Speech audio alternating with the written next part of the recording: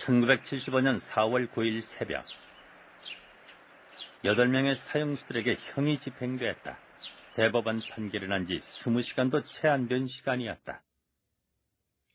이른바 인혁당 재건의 사건 주모자들이 처형되던 이날을 국제법률가협회는 사법사상 암흑의 날로 명명했다.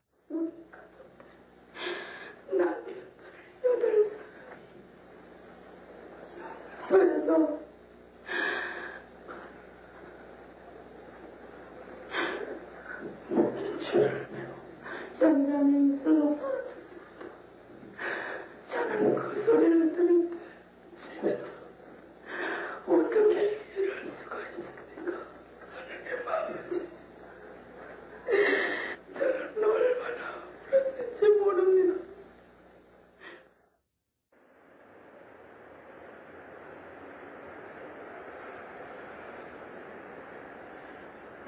사형 집행 이틀 뒤 미국 대사관 앞에서 미국 선교사들이 검은 두건을 쓰고 밧줄을 목에 건 채 시위를 벌였다. 인혁당 관련자 8명의 죽음에 침묵한 미국에 대한 항의였다. 우리는 8명의 죽음에 대한 분노와 슬픔을 어떤 식으로든지 표출해야 했습니다. 그래서 우리는 두건을 만들어 머리에 쓰고 교수형에 쓰이는 밧줄을 목에 걸어 교수형 당하는 장면을 재현을 했습니다. 미국 측은 이 문제가 매우 민감한 사안이기 때문에 배후에서 조용히 외교를 할 수밖에 없다고 말해왔습니다. 우리는 검은 두건뿐만 아니라 커다란 플래카드도 만들어 갔는데 이렇게 쓰여 있었습니다. 이것이 조용한 외교의 결과입니까? 국내 언론이 침묵하는 동안 인혁당 관련 사형수들의 구명운동을 했던 푸른 눈의 투사들. 그들에게 1975년 4월은 어떤 모습으로 기억되고 있을까?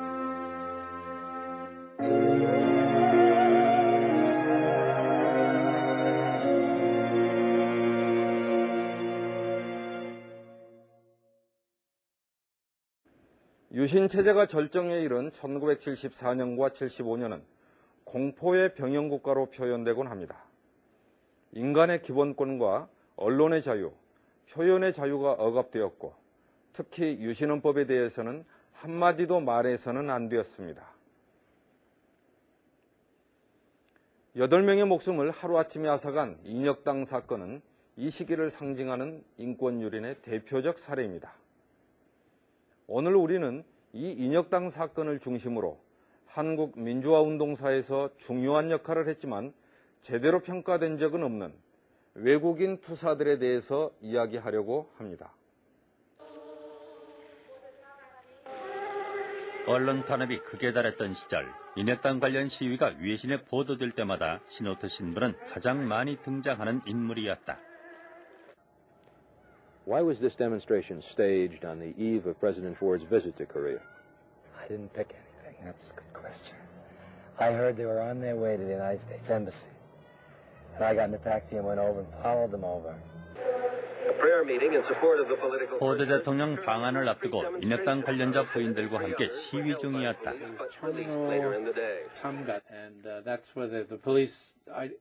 종로 3가였습니다. 기독교 회관 쪽으로 가는 시위 여성들을 경찰들이 제지하면서 충돌이 일어났지요. 그때 찍힌 사진을 보면 저는 몸을 수그린 채 대머리를 드러내고 있습니다. 그 후 어머니께서 편지를 보내셨는데 네가 꼿꼿하게 서 있지 못해 안타깝다고 쓰셨더군요.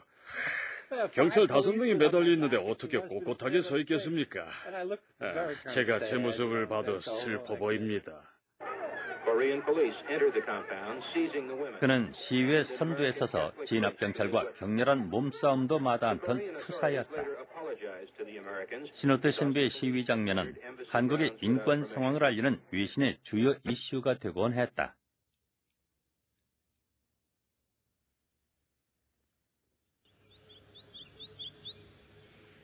신호트 신부는 인천의 작은 섬 영종도 성당의 주임 신부였다. 1964년 한국에 온 뒤 가난했지만 소박한 신도들과 평화로운 나날을 보내고 있었다. 그런데 그를 변화시키는 사건이 일어나기 시작했다. 삼선 개헌으로 장기 집권 야욕을 드러낸 박정희는 1972년 10월 전국에 비상계엄령을 선포한 뒤 유신헌법을 확정했다. 그러나 난공불락으로 보이던 유신 정권이 흔들리기 시작했다. 민주인사들의 개헌 서명 지지운동이 확산됐고 서울대 물리대생들의 시위를 시작으로 대학생들은 1974년 신학기가 되자마자 민청학년의 이름으로 유신헌법 철폐를 주장했다. 박 대통령은 4월 3일 밤 10시를 기해 학원사태에 관한 대통령 긴급조치 제4호를 선포했습니다. 긴급조치 4호는 민청학년과 관련된 일체의 활동을 금지하고 이를 어길 경우 최고 사형에 처한다는 극단의 조치였다. 반국가적 불순분자들을 What's this government like? So that's how I felt in 도대체 이 January. 정부는 어떤 정부인가? 1974년 1월에 저는 그런 생각을 품게 되었습니다. 그리고 1974년 4월에 긴급조치 제4호가 선포되었고 정부를 비판한 모든 학생들이 체포되었습니다. 그때부터 저는 정말로 걱정을 하게 되었지요. 그러던 어느 날 그는 한 친구로부터 이상한 얘기를 들었다. Neil Doherty worked for the American CIA. 닐 도어티는 CIA를 위해 일하고 있었습니다. 그가 제게 말하길 교회의 일부 사람들이 연루된 사건이 조작될 거라고 했습니다. 그래서 그게 무슨 뜻이냐고 물었더니 그는 뭔가 조작될 것이라는 말밖에는 할 수 없다고 하더군요. 대한민국 정부는 기독교계나 학생들 또 노동운동하는 사람들을 포함해 정부에 반대하는 모든 세력들을 다 비난하고 싶어 하기 때문에 뭔가 사건을 짜맞출 것이라고 했습니다. 저는 그 말의 의미를 몰랐습니다.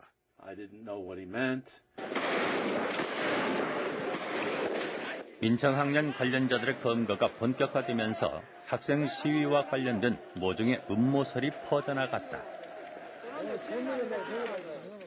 대구에 각 학생들이 많이 불똥은 엉뚱한 곳까지 튀었다.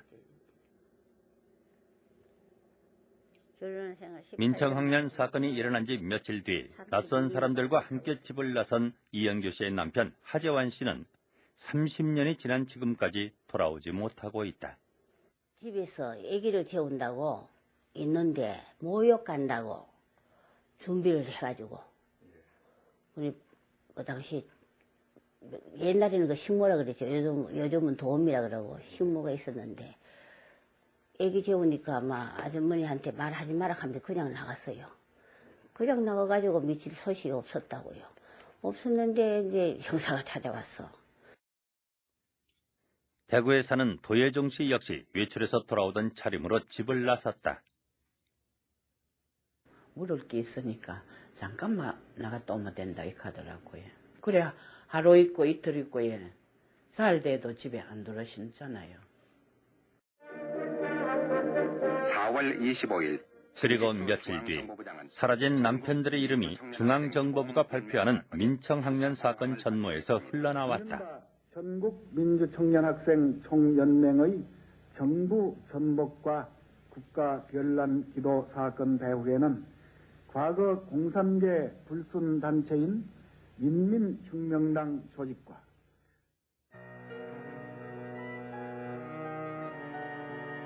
신직수 중앙정보부장은 인혁당이 공산계열의 노농정권 수립을 목적으로 민청학년을 배후에서 조종, 폭력혁명으로 유신정권을 전복하려 했다고 발표했다.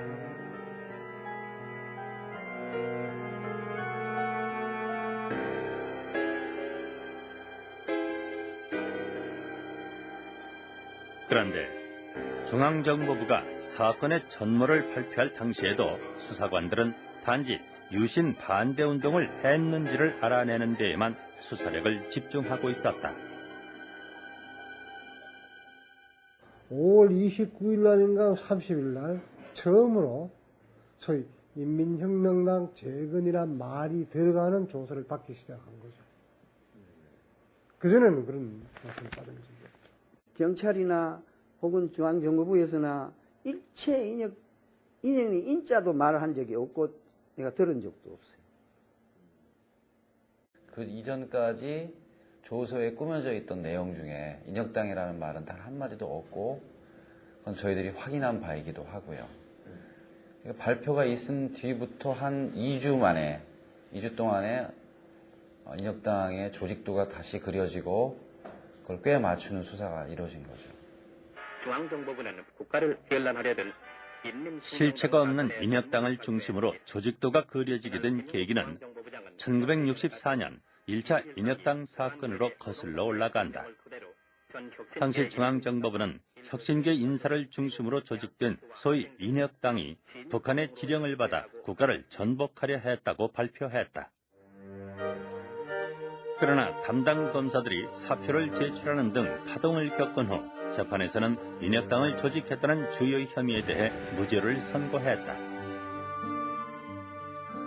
그리고 10년 뒤 인혁당 사건이 부활했다. 유신 반대운동으로 조사를 받던 사람 중에 1차 인혁당 사건 관련자들이 있었기 때문이다. 이들 대부분은 대구 지역을 중심으로 반유신 활동을 하며 평화 통일을 주장하던 혁신계 인물이었다. 저끼리 말하니 이거를 혁신 세력들인데 그 혁신정당 뭐 지하조직이라고 뭐 이름 붙이려고도 해봤고 또 입에 다른 또 이름도 붙여보려고 여러 가지 뭐 그렇게 궁리를 했다가는데 마침내는 1차 인혁 관련자들이 이번에 또 몇 사람 관련되기 때문에 그래서 그만 인혁당 그 재건이다. 인혁당 그 재건하려고 하는 사람들이다.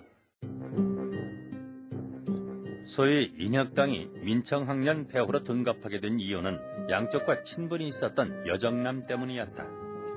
처음에 중앙정보부는 여정남을 민청학년의 하수인으로 발표했다가 인혁당과 민청학년을 연결하는 상부 조직으로 둔갑시킨다.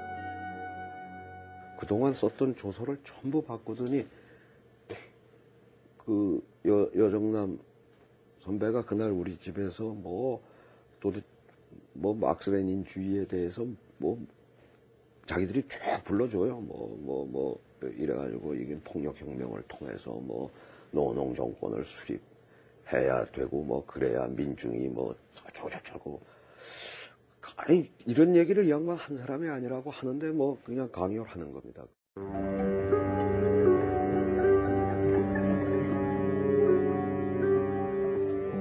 짜여진 각본대로 진술하지 않으면 가혹한 고문이 가해졌다. 고문실은 따로 없었다. 중앙정보부 지하에 있는 보일러실에서 교대로 고문이 가해졌다. 어둠컴컴한데 그 안에서 이제 고문을 하는 거예요. 타월로 손목을 다 싸요, 발목이랑. 그러고 묶어요. 그 다음에는 긴 막대기를 갖다가 끼워요. 끼워가지고 책상 2개 놓고 그 사이 갖다 탁 놓는 거예요. 마치 그 도살장에서 돼지 4발 짐승을 그 2발씩 묶어가지고 막대기 끼워가지고 이렇게 탁 놓는 그거하고 똑같은 거예요. 그 다음에 물곰을 시작해요. 물곰이 상당히 어렵습니다. 물곰도 여기 타월을 코 위에 얼굴에 타월을 말아요. 그 위에다가 물을 갖다 부어요. 호흡이 가파르니까 하면 타월가 입안에 들어갈 정도입니다. 그러니 호흡이 안 되는 거지. 그러니까 티절로 하고.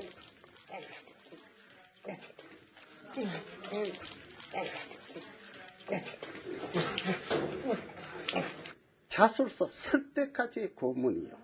그러니 누가 견디겠어. 그래서 그 치료가는 아무리 해도 우리가 이렇게 만들어난 대로 만들고 말 테니까 몸 상하지 말고 숨쉬 자술서 써라 이게.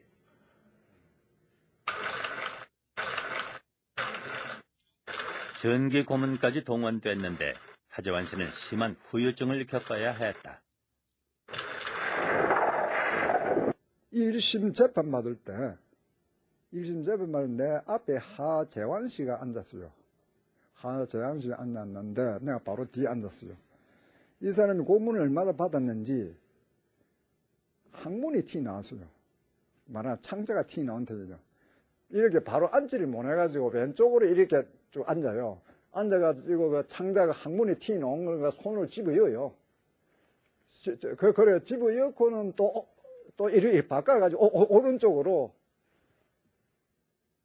또 해가지고 또 집어여 오른쪽으로 앉고 이래가지고 이제 여러 번 하는 거를 내가 뒤에서 앉아서 봤습니다. 그들은 반공법과 내란 예비 음모죄로 기소돼 가족 한 명만 입표가 허락된 비공개 군법 재판에서 사형 선고를 받았다. 재판에서는 어떤 항변도 할 수 없었으며 항소마저 기각됐다. 법원에서요 말도 못하게 해놓으니까 이 사람들 말도 못했어요. 우리가 쭉 여기가 가잖아. 이래 못 가가 쭉 가면 얼굴이라도 보고 싶어. 막 우리가 이랬다고 참 이러니까 막 멀어가면서 못 보게 하는 기라. 그 사람들도 이래 겉도 보도 못하게 하고요. 그래 얼굴도 못 받고 말도 한마디도 못 해봤고. 우리는 불안하니까 더군다나 사태라까는 무기만 남기달라 했거든. 사태는 낭떠러지만 무기는 낭떠러지 떨어지지 않고 니로 오니까 우리는 무기만 되면 우리는 더 안 바랜다. 사자에서만 면하게 해도 사자가 제일 불안하다.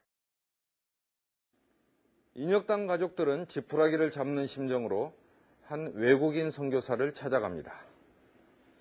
당시 한국에는 유신체제 하의 정치 상황과 인권 탄압에 대해서 논의하고 이를 해외에 알리는 외국인 모임이 있었습니다.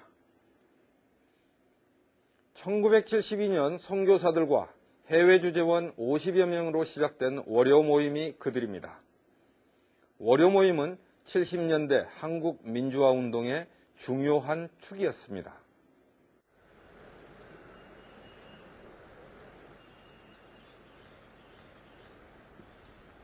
인혁당 가족들이 찾아간 사람은 20년 넘게 한국에 살면서 산업 현장의 노동자들에게 선교 활동을 하고 있던 조지 오글 목사였다.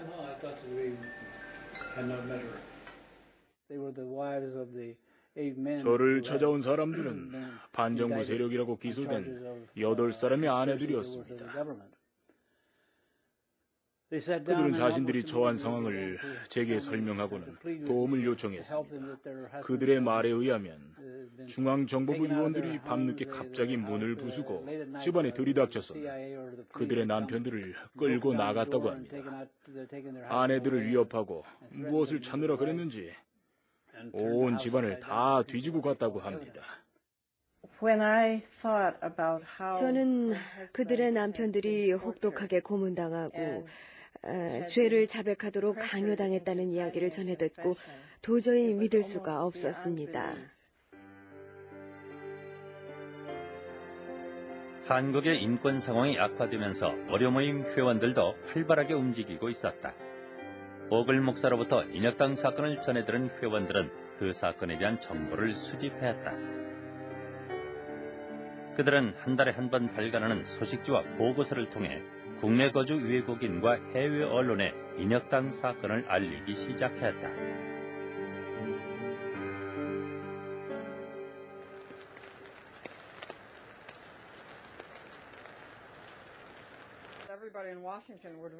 월요 모임 회원이었던 린다 존스는 미국에 귀국한 후에는 월요 모임에서 보내오는 보고서를 해외에 알리는 역할을 했다. 이것은 인혁당에 관한 소식지입니다. 1974년 9월에 오글 목사가 인혁당에 관련된 조사에 착수했죠. 그는 인혁당 가족들과 자주 만나 이야기를 했고 64년 1차 인혁당 사건에 대해서도 잘 알고 있었기 때문에 두 사건을 비교해 조사했습니다. 수십 장에 이르는 보고서는 인혁당 사건이 중앙정보부에 의해 고안된 것으로 그들이 공산주의자들과 연계됐다는 증거는 없으며 이 사건은 조작된 것이라고 결론을 내렸다. 오글 목사님은 이 사건이 분명히 조작된 것이라고 확신했습니다. 월요 모임은 오글 목사를 통해 인혁당 사건을 알게 된 거죠. 한국 정부가 무고한 시민에게 사건을 조작해서 죄를 덮어씌우는 것을 보고는 끔찍하다고 생각했습니다. 오글 목사가 그 이야기를 했을 때 모두들 놀랐지만 저는 그야말로 충격을 받았습니다. 왜냐하면 이미 닐 도어티로부터 똑같은 이야기를 들었었기 때문이지요. 그때 저는 제가 가장 많이 알고 있다는 사실을 깨달았고 그들을 도와야겠다는 의무감을 느꼈습니다.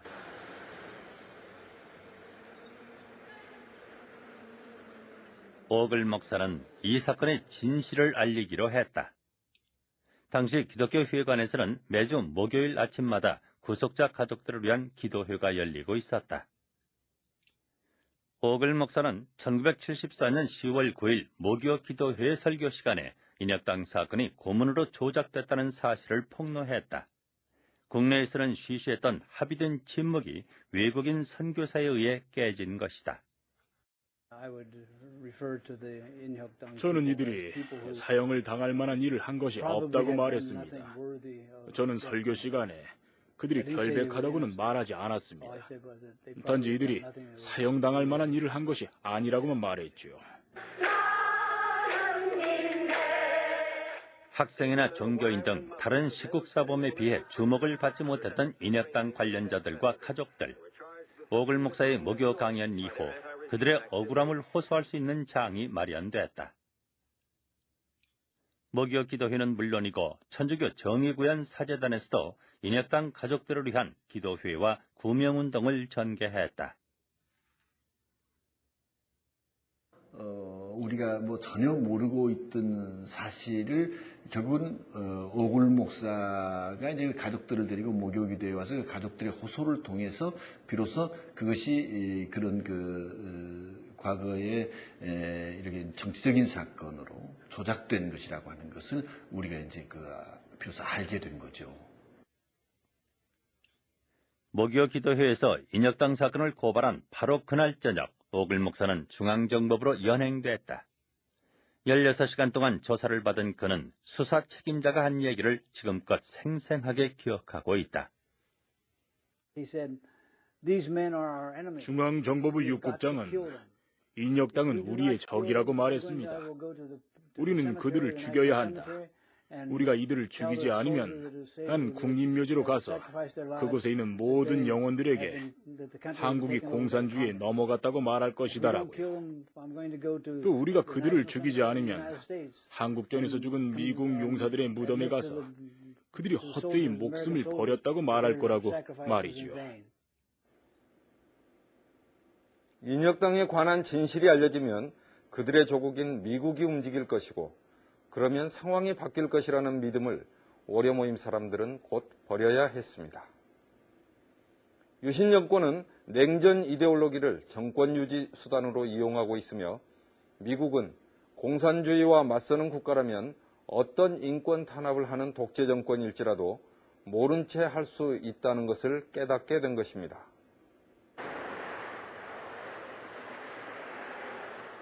(1974년 11월 22일로 예정된 미국 포드 대통령의 방한을 앞두고 월요 모임은 백악관에 편지를 보냈다. 그들은 포드 대통령의 방한이 극심한 인권 탄압을 자행하고 있는 박정희 정권에 대한 지지로 해석될 수 있음을 우려했다.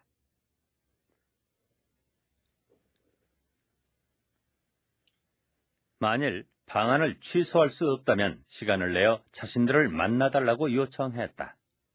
그러나 백악관으로부터 회신은 없었다. 저는 미국의 언론과 미국인들이 한국에서 어떤 일이 벌어지고 있는지를 안다면 변화가 생길 거라고 생각했습니다. 미국 대사에게도 탄원서를 썼고 우리가 아는 모든 것을 이야기하자고 마음먹었습니다. 그것이 민주주의고 그렇게 해야 변화를 가져올 수 있기 때문이었죠. 포드 대통령 방한 직전 한국 정부는 북한이 남침용 땅굴을 파내려오고 있다고 발표했다. 월요 모임 회원들은 이 역시 한국 정부가 큰 사안이 있을 때마다 악용하는 냉전의 수단이라고 생각했다.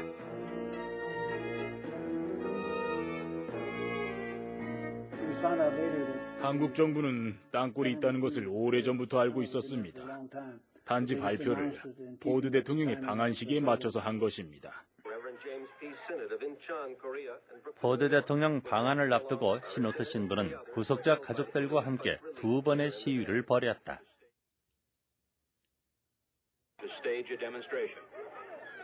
두 번째 시위는 미 대사관에서 벌인 것이었다. 부인들이 미국 대사관으로 뛰어들어오더니 내 남편, 내 아들을 석방해라 라고 쓴 커다란 플래카드를 들었습니다. 그리고 포드 대통령님, 우리나라에서 어떤 일이 벌어지고 있는지 보세요 라고 쓴 플래카드 들었지요. 결국 1박 2일의 일정으로 방한한 포드 대통령은 한미 동맹의 굳건함을 과시하는 악수를 나누었을 뿐 한국의 인권 상황에 대해서는 한마디도 꺼내지 않았다.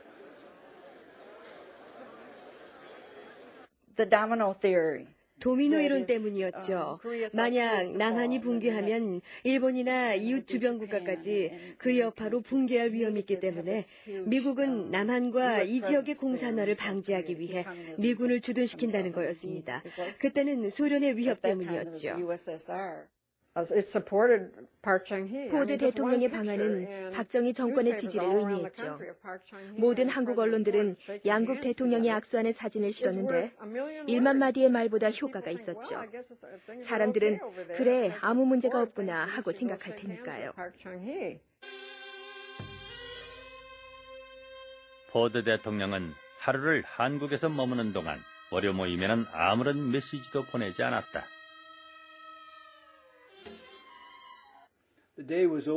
그날이 다 가도록 아무 소식도 들을 수 없었습니다.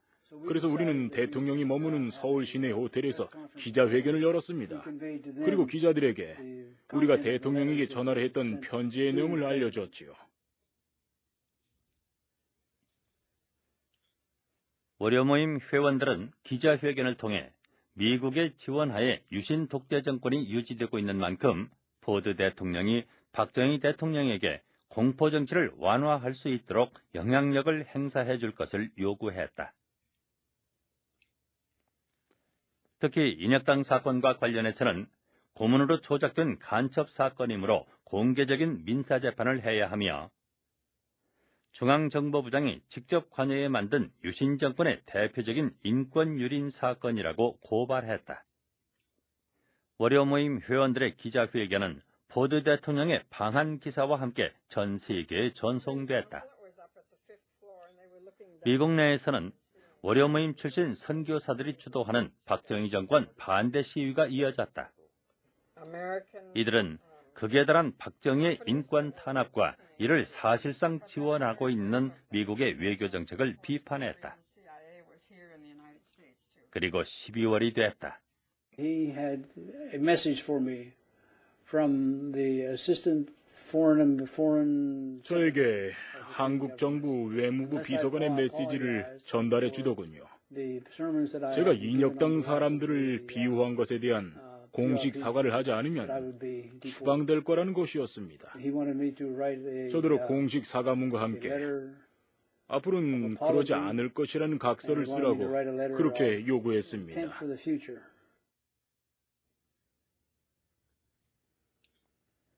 오글 목사는 사과하기를 거부했고 한국 정부는 그에게 추방 명령을 내렸다.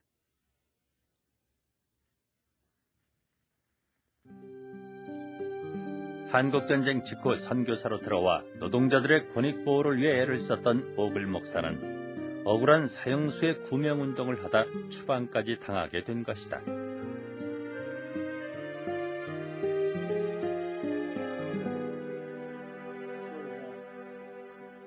그래도 그의 추방길이 쓸쓸하기만 한 것은 아니었다. 누군가 그의 손에 이 금반지를 쥐어주었던 것이다.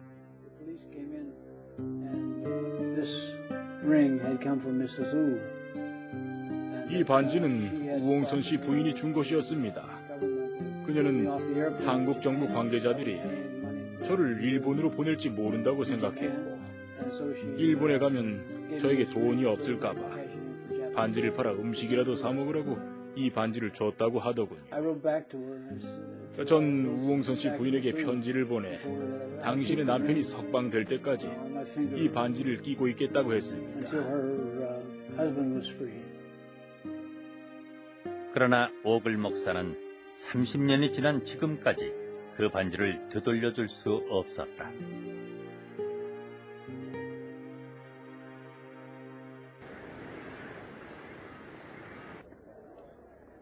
오글 목사가 추방된 뒤에도 시노트 신부의 투쟁은 그치지 않았다. 새해가 됐고 언론 자유 실천 선언을 응원하는 의미로 시노트 신부는 동아일보에 광고를 실었다. 오글 목사의 생일을 기념하는 한편 한국 정부를 비꼬는 광고였다.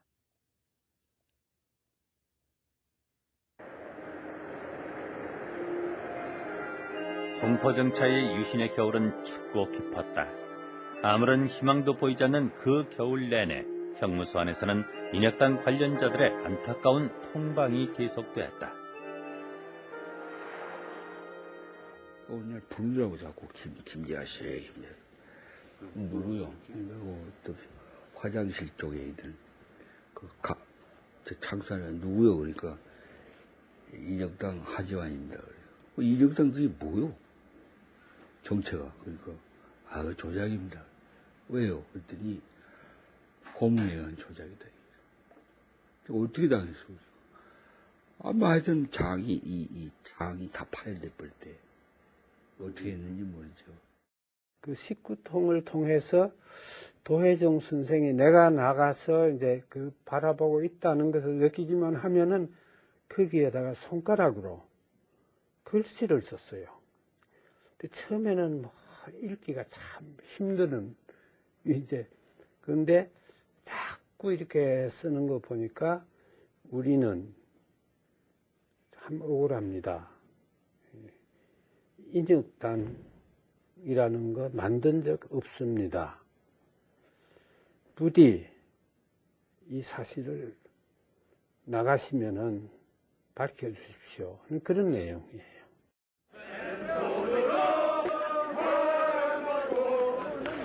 1975년 2월 유신헌법 찬반을 묻는 국민투표가 실시됐고 사흘 뒤 민청학년 등 시국사범들이 석방됐다.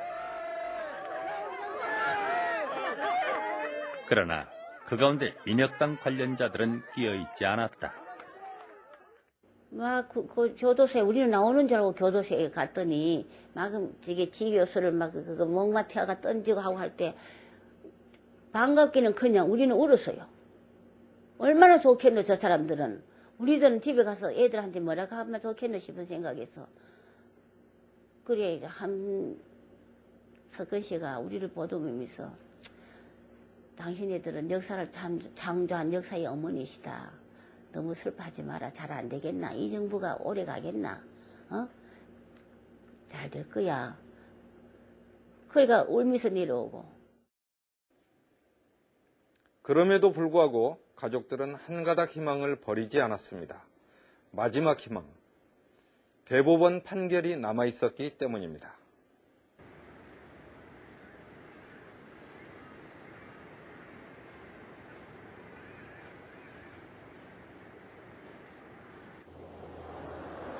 (4월 8일) 오전 10시 인혁당 관련자 대법원 선고 공판이 열렸다. 제한적으로 입장이 허용된 가족들과 월요 모임 회원들은 방청석에서 숨을 죽였다. 드디어 최종 판결, 상고를 기각하며 사형을 확정한다는 내용이었다. 빈 법정에다가 이름만 착착착착 부르더라고요. 빈 법정에서. 그러고 검찰이 뭔지 그 사람들 재판관들 13명 쭉 앉더니 우리는 아무도 없고 그러지만 이름만 호명만 하지만은 사형 항소 기각, 사형 항소 기각. 그거 뭐 재판은 얼마 걸립니까? 끝나고 가버리잖아요. 그래 우리는 천지가 무너지는 거지 뭐 뛰고 굴리고 울고 불고 하다가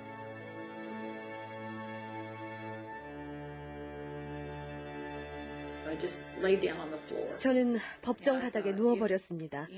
화가 너무나도 많이 났었거든요. 바닥에 누워서는 이곳을 떠나지 않을 거라고 소리쳤지요.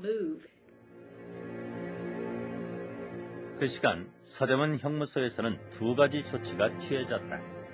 사형 집행을 앞두고 채운다는 미제 수정이 인혁당 관련자들의 손에 채워졌다.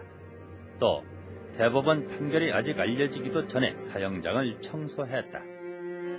대법원 판결 이전에 이미 사형 집행 준비가 끝난 것이다.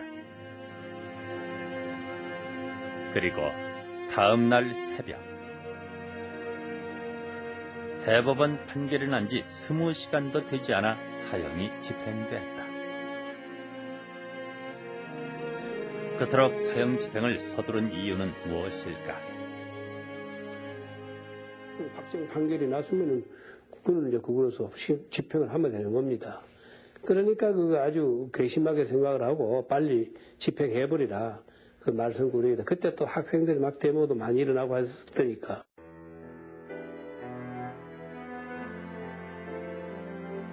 영문도 모른 채 사식이나 넣어주자며 형무소 앞에 모인 가족들은 그제서야 소식을 들었다. 부인들은 모두 울고 있었습니다. 내 친구 베니 신부도 거기 있었는데 저는 울지 않았습니다. 오히려 분노를 느꼈지요. 화가 났습니다. 저쪽에 있던 경찰이 다가오더니 한국말로 재미가 어떻습니까 하고 저에게 물었습니다. 한국말로 재미란 무언가 행복한 상태를 의미하는 거지요. 저는 그 경찰에게 재미라니 어떻게 그렇게 말할 수 있어? 당신들은 이 건물에서 8명이나 죽였어 하고 소리쳤지요. 그러다 결국 경찰들에게 들려 끌려나갔습니다.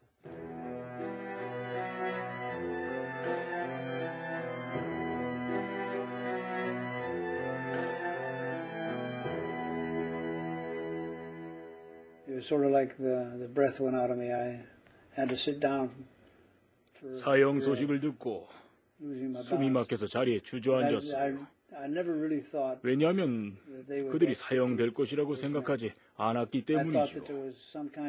전 법정 최고형인 사형을 언도하더라도 나중에 가면 형을 감해주는 그런 간섭 같은 것이 있을 거라고 생각했었거든요. 하지만 제 생각이 틀렸습니다.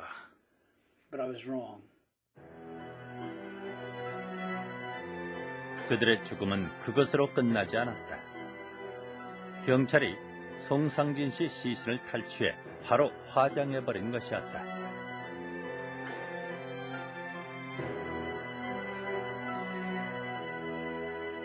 이 사람들은 어제 재판받고 오늘 처형됐다. 이런 억울함이 어디 있느냐. 시신을 빼앗아가려고 한다. 이제 그 과정에서 알았지만 벽제 화장터로 끌고 가라고 한다. 한 번 처형됐는데 화형으로 또 처형을 하려고 든다. 그 돌아가신 분은 거룩하지 않습니까? 죽음 앞에서 누구나 다 이렇게 무릎을 꿇고 절을 하게 되어 있는데 그 시신도 탈취하면서 장례도 제대로 치르지 못하게 했던 정말 그야말로 동양의 윤리도덕적 정신에서 볼 때 아주 부도덕한 그러한 그 정권이 박정희 정권이었습니다. 8구의 시신 중에 이수병 씨를 포함해 3명만이 가족들에게 인도됐다. 사람들은 그의 시신을 보고서야 왜 장례마저 치르지 못하게 했는지를 이해했다. 그의 몸에는 끔찍한 고문의 흔적들이 남아있었던 것이다.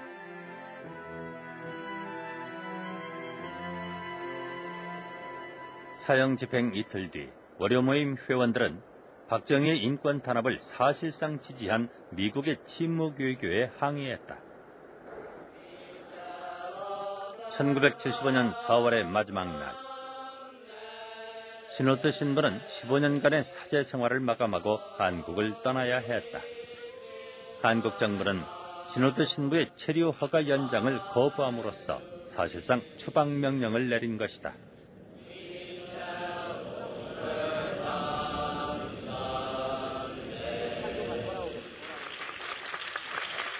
신호트 신부는 공항에서 검은 두건을 씀으로써 인혁당의 억울한 죽음을 다시 한번 항의했다. New Yorker said 뉴요커라는 잡지는 미국 정부가 미국 내에서 민주주의를 선호하는 것은 상식이지만 외국의 경우 미국의 이익을 취할 수 있는 안전한 피난처로서 독재 정권을 선호한다고 썼더군요. 머리를 꽝 얻어맞은 것 같았습니다. 그 한 구절이 모든 것을 말해주었죠.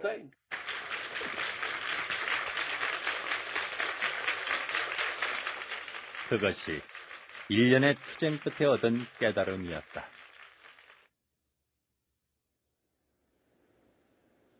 지난 2002년 의문사 진상규명위원회는 인혁당 사건을 고문에 의한 사법살인이라고 규정했습니다.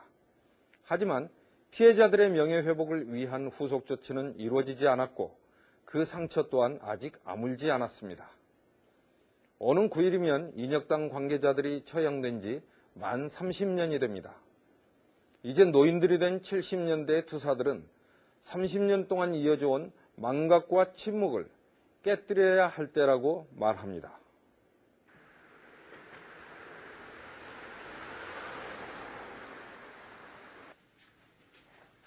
한국에서 추방된 신호트 신부는 전 세계를 돌며 인혁당 사건의 진실을 알렸다. 그리고 지난 2003년에는 한국에서 여생을 보내기 위해 영구 정착했다.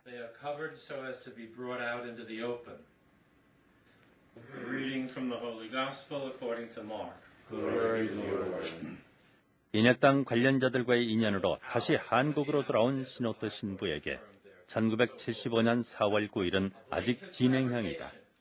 이날 새벽 미사에서 신호트 신부는 인혁당 관련자들을 위해 기도했다.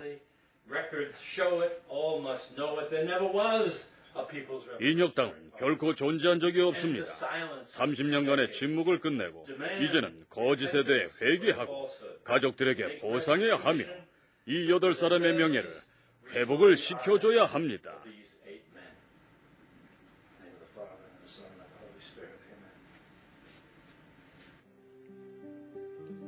미국으로 추방된 뒤 오글 목사는 인혁당의 진실을 알리기 위해 애쓰는 틈틈이 한국의 노동자, 농민과 함께했던 시간을 몇 권의 책으로 펴냈다. 지난 2002년 펴낸 책 속에는 인혁당 얘기와 함께 남편이 사형당한 다음 날 부홍선 씨 부인이 쓴 시가 수록돼 있다. Where should I go? Where should I go from now on to meet you again? Last spring, all of a sudden, you were taken away without any reason. After the spring, summer came, autumn passed, without any sign of your return. All through the long winter, I waited for spring to come. For if spring came, surely I would see you again. Even that dream I'm now deprived of. I am refused to even feel the pain that I had gone through by waiting for you. You were all that I lived for.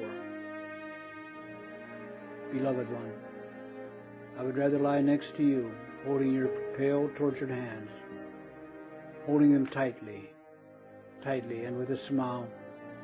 I would rather lie next to you, peacefully, peacefully, and quietly.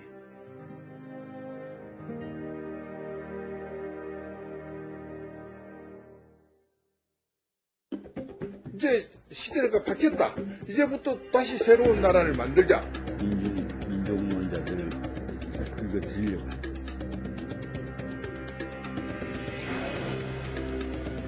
시마당을 찾은 연인호는 1000만 명을 훨씬 넘었고 절정을 쿠킹이라 그러니까 무슨 일이 일어날 것 같기도 하고. 우리 집에 왔죠. 술을 가지고 문화적 리더십을 당시 좀 해달라. 저하고 김민기 씨였어요. 탈폐 조직을 파헤치려고 하는 계략이 파시즘이죠.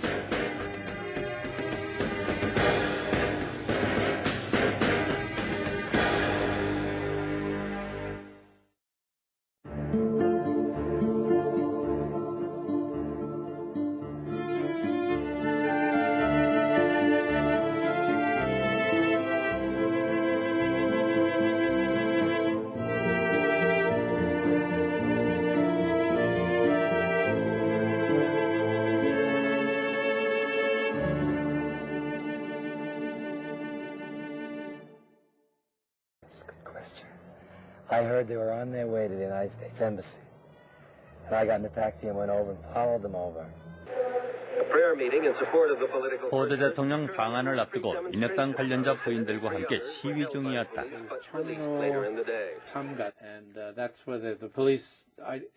종로 3가였습니다. 기독교 회관 쪽으로 가는 시위 여성들을 경찰들이 제지하면서 충돌이 일어났지요. 그때 찍힌 사진을 보면 저는 몸을 수그린 채 대머리를 드러내고 있습니다. 그 후 어머니께서 편지를 보내셨는데 네가 꼿꼿하게 서 있지 못해 안타깝다고 쓰셨더군요. 경찰 5명이 매달려 있는데 어떻게 꼿꼿하게 서 있겠습니까? 제가 제 모습을 봐도 슬퍼 보입니다. 그는 시위의 선두에 서서 진압경찰과 격렬한 몸싸움도 마다않던 투사였다. 시노트 신부의 시위 장면은 한국의 인권 상황을 알리는 위신의 주요 이슈가 되곤 했다.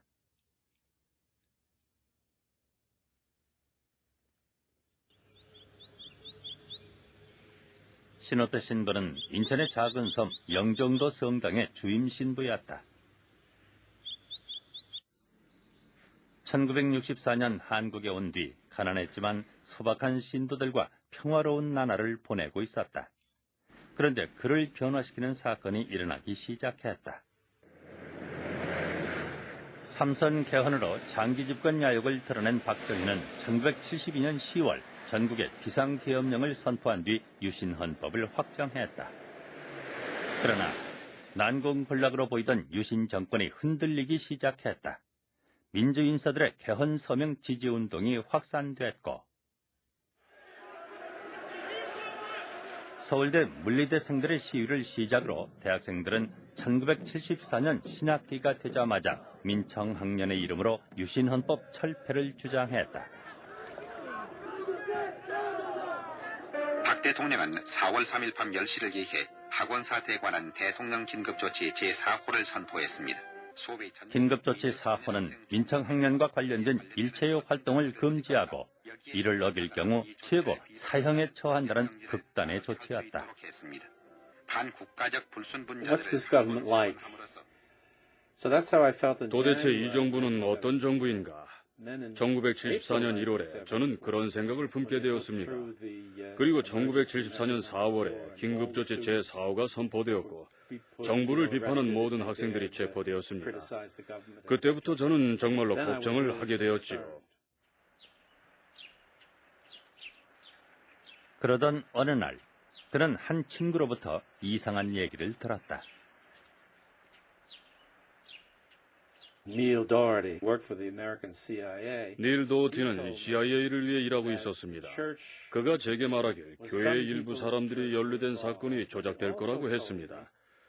그래서 그게 무슨 뜻이냐고 물었더니 그는 뭔가 조작될 것이라는 말밖에는 할 수 없다고 하더군요. 대한민국 정부는 기독교계나 학생들 또 노동운동하는 사람들을 포함해 정부에 반대하는 모든 세력들을 다 비난하고 싶어 하기 때문에 뭔가 사건을 짜맞출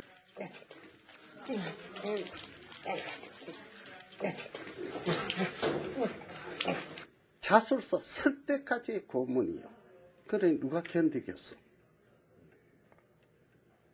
그래서 그 치료가는 막 아무리 해도 우리가 이렇게 만들어난 대로 만들고 말 테니까 몸 상하지 말고 숨쉬 자술서 써라 이게.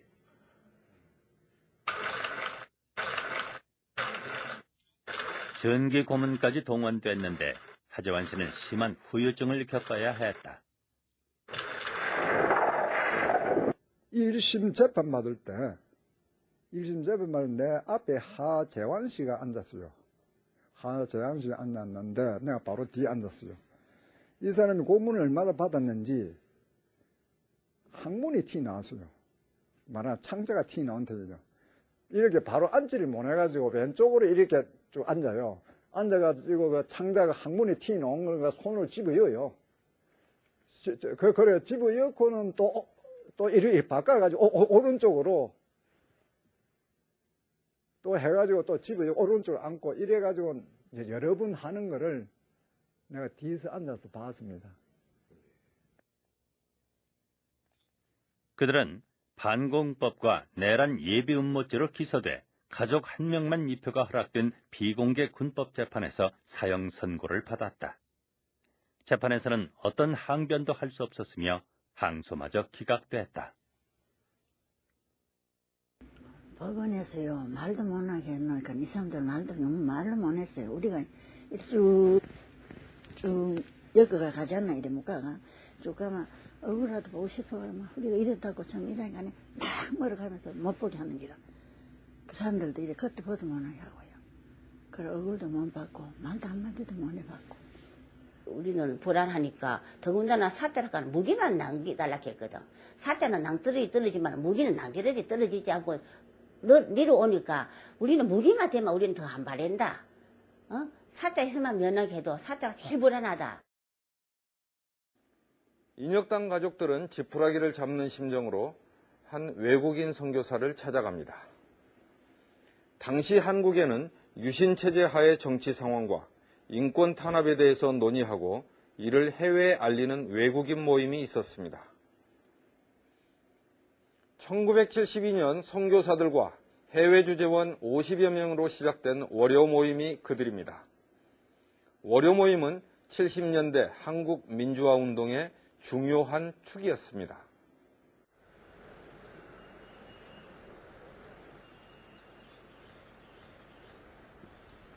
인혁당 가족들이 찾아간 사람은 20년 넘게 한국에 살면서 산업 현장의 노동자들에게 선교 활동을 하고 있던 조지 오글 목사였다.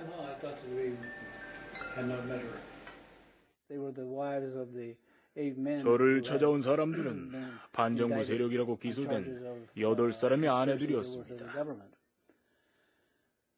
그들은 자신들이 처한 상황을 제게 설명하고는 도움을 요청했습니다. 그들의 말에 의해 신계 인사를 중심으로 조직된 소위 인혁당이 북한의 지령을 받아 국가를 전복하려 했다고 발표했다. 그러나 담당 검사들이 사표를 제출하는 등 파동을 겪은 후 재판에서는 인혁당을 조직했다는 주요 혐의에 대해 무죄를 선고했다. 그리고 10년 뒤 인혁당 사건이 부활했다. 유신 반대운동으로 조사를 받던 사람 중에 1차 인혁당 사건 관련자들이 있었기 때문이다.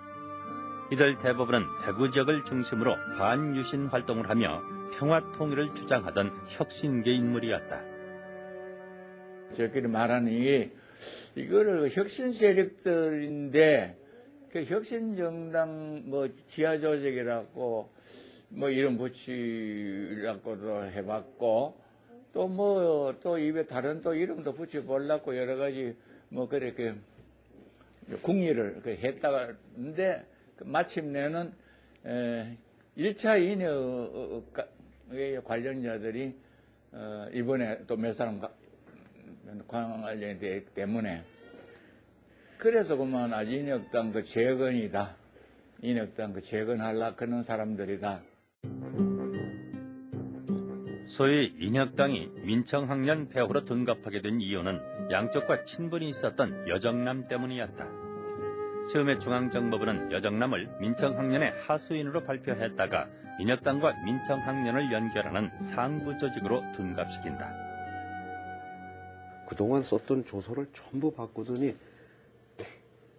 그 여정남 선배가 그날 우리 집에서 막스레닌주의에 대해서 자기들이 쭉 불러줘요. 이래가지고 이게 폭력혁명을 통해서 노농 정권을 수립해야 되고 그래야 민중이 저저저고 아니 이런 얘기를 이 양반 한 사람이 아니라고 하는데 그냥 강요를 하는 겁니다.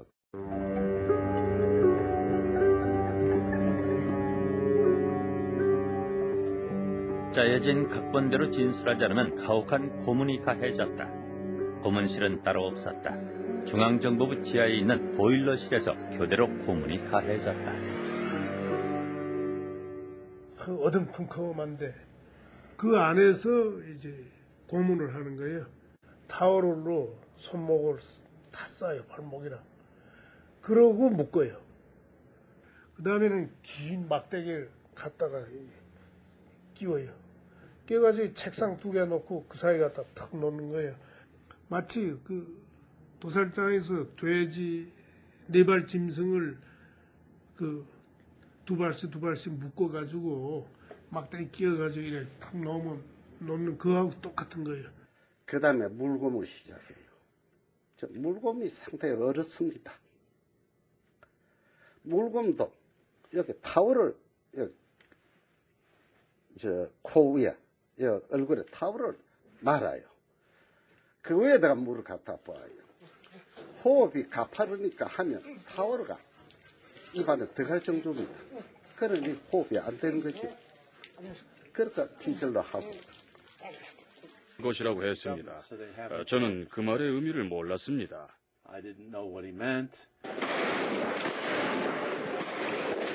민청학년 관련자들의 검거가 본격화되면서 학생 시위와 관련된 모종의 음모설이 퍼져나갔다. 대구에 각 학생들이 많이 불똥은 엉뚱한 곳까지 튀었다. 민청학년 사건이 일어난 지 며칠 뒤 낯선 사람들과 함께 집을 나선 이영규 씨의 남편 하재환 씨는 30년이 지난 지금까지 돌아오지 못하고 있다. 집에서 아기를 재운다고 있는데 모욕 간다고 준비를 해가지고 우리 그 당시 옛날에는 그 식모라 그랬죠. 요즘은 도움이라 그러고 식모가 있었는데 애기 재우니까 막 아주머니한테 말하지 마라 하면서 그냥 나갔어요. 그냥 나가가지고 며칠 소식이 없었다고요. 없었는데 이제 형사가 찾아왔어. 대구에 사는 도예종 씨 역시 외출해서 돌아오던 차림으로 집을 나섰다. 물을 게 있으니까 잠깐만 나갔다 오면 된다 이렇게 하더라고요. 그래 하루 있고 이틀 있고 살 때도 집에 안 들어오시잖아요. 4월 25일 그리고 며칠 뒤 사라진 남편들의 이름이 중앙정보부가 발표하는 민청학년 사건 전모에서 흘러나왔다. 전국 민주청년학생 총연맹의 정부 전복과 국가 별난 기도 사건 배후에는 과거 공산계 불순 단체인 인민혁명당 조직과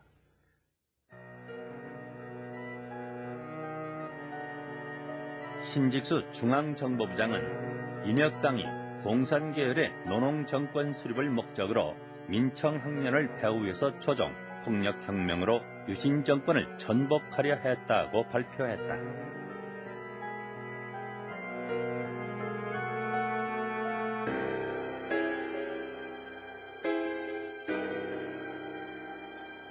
그런데 중앙정보부가 사건의 전모를 발표할 당시에도 수사관들은 단지 유신 반대운동을 했는지를 알아내는 데에만 수사력을 집중하고 있었다. 5월 29일 날인가 30일 날 처음으로 소위 인민혁명당 재건이란 말이 들어가는 조사를 받기 시작한 거죠. 그전에는 그런 조사를 받은 적이 없죠. 경찰이나 혹은 중앙정보부에서나 일체 인형이 인자도 말을 한 적이 없고 내가 들은 적도 없어요. 그 이전까지 조서에 꾸며져 있던 내용 중에 인혁당이라는 말은 단 한마디도 없고 그건 저희들이 확인한 바이기도 하고요. 그러니까 발표가 있은 뒤부터 한 2주 동안에 인혁당의 조직도가 다시 그려지고 그걸 꽤 맞추는 수사가 이루어진 거죠. 중앙정보부는 국가를 변란하려던 실체가 없는 인혁당을 중심으로 조직도가 그려지게 된 계기는 1964년 1차 인혁당 사건으로 거슬러 올라간다. 당시 중앙정보부는 1975년 4월 9일 새벽 8명의 사형수들에게 형이 집행됐다. 대법원 판결이 난 지 20시간도 채 안 된 시간이었다. 이른바 인혁당 재건의 사건 주모자들이 처형되던 이날을 국제법률가협회는 사법사상 암흑의 날로 명명했다.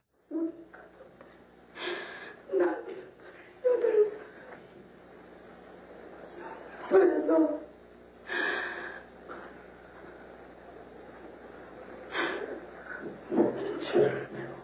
연장이 있어서 사라졌습니다. 저는 그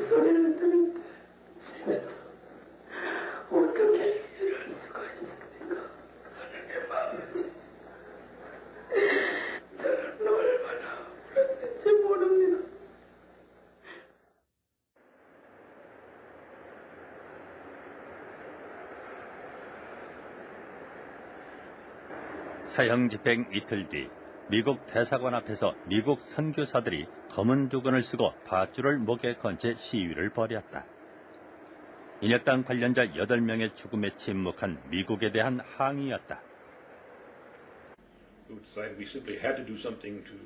우리는 8명의 죽음에 대한 분노와 슬픔을 어떤 식으로든지 표출해야 했습니다.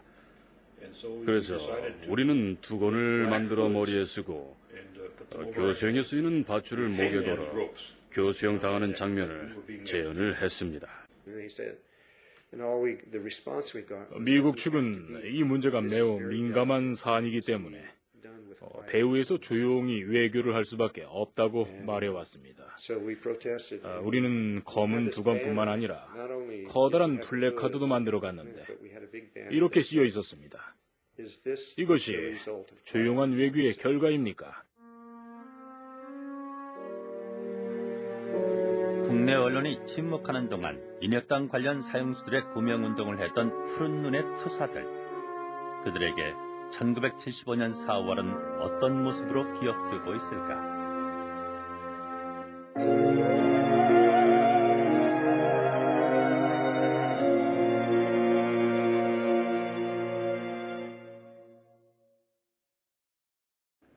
유신체제가 절정에 이른 1974년과 75년은 공포의 병영국가로 표현되곤 합니다. 인간의 기본권과 언론의 자유, 표현의 자유가 억압되었고 특히 유신헌법에 대해서는 한마디도 말해서는 안 되었습니다. 8명의 목숨을 하루아침에 앗아간 인혁당 사건은 이 시기를 상징하는 인권유린의 대표적 사례입니다. 오늘 우리는 이 인혁당 사건을 중심으로 한국 민주화운동사에서 중요한 역할을 했지만 제대로 평가된 적은 없는 외국인 투사들에 대해서 이야기하려고 합니다. 언론 탄압이 극에 달했던 시절 인혁당 관련 시위가 외신에 보도될 때마다 신호트 신부는 가장 많이 등장하는 인물이었다. Why was this demonstration staged on the eve of President Ford's visit to Korea? I didn't pick it.